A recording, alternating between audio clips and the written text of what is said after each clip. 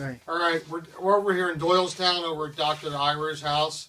This house was built in 1850. We're doing a lot of things here for Dr. Ira. He had a seepage issue, obviously, at one time, and he wanted to correct it once and for all. So we have a drainage system below us where all the gravel is. We're going to be re-cementing the floor, and because of the cosmetics of the walls, if we pan around, let's just take a shot on this side over here. Come through here for just a second. Alright. You can see we have some wire mesh up on here, but you can see the old walls. I mean, they're over 200 years old. They're all scabbing.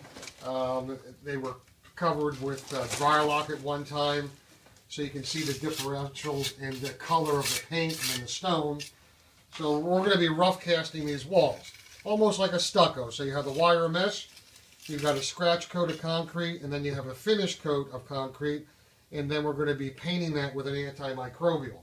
So we'll just go pan back out in the other room. And we'll give you a shot of the first coat.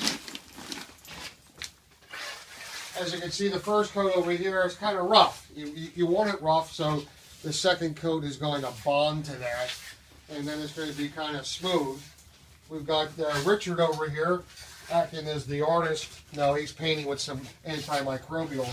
So we can have Richard just move over to the right just a little bit.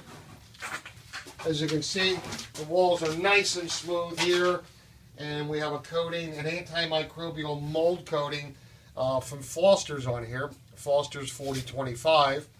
So that way he won't have that musty smell anymore. That thermal bypass and the mold coming through the wall is all going to stop.